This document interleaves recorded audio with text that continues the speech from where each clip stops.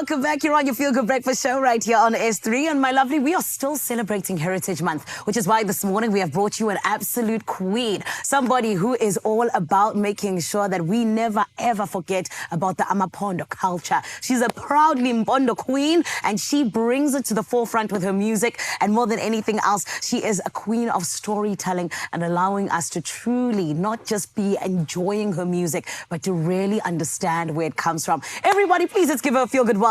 We're talking about Csana, Eastern Cape's finest. My gorgeous, how are you? I'm good, sis. Thank you. How are you? He was someone who was a singer, and he obviously genuinely inspired you to go into music. But talk to us about how you started singing when you were only 10 years old and how you started mimicking him.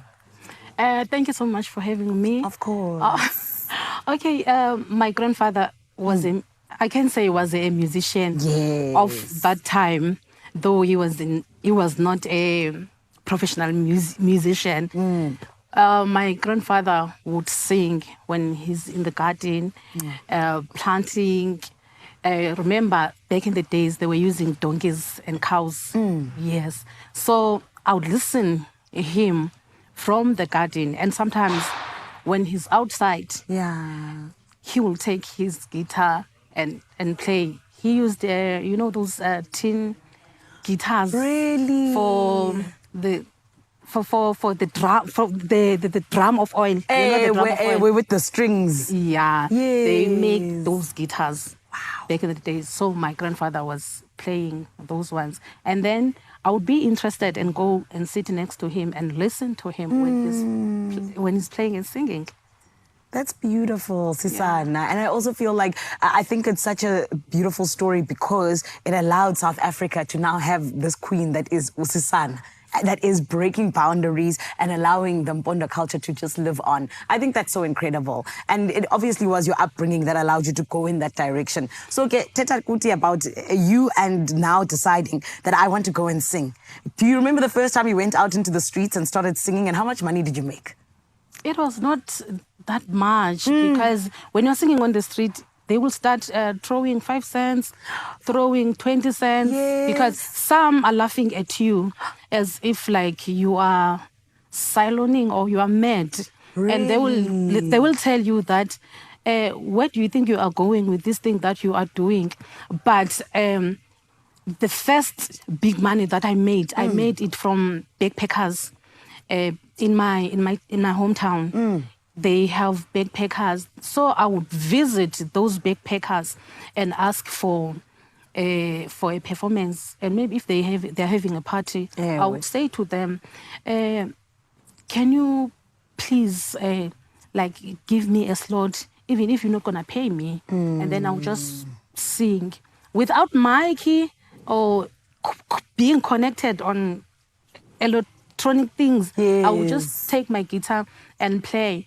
I'm not gonna be paid. I'm just entertaining people who are just eating.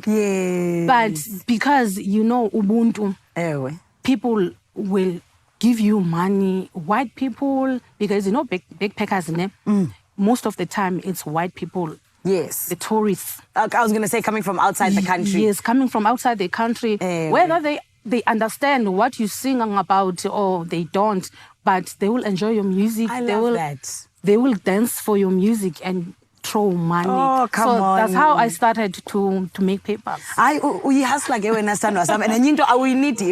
don't need a microphone whatsoever, which I love. But let's talk about your new music video, Undombeleleni. Speak to us about it.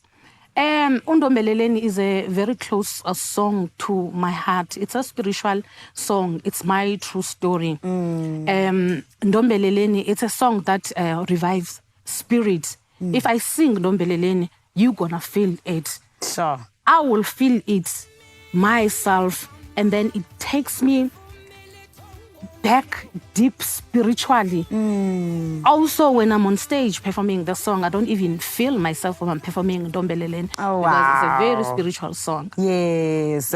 And earlier on, I did touch on how when you're a storyteller. So talk to us about your album, Inguquko.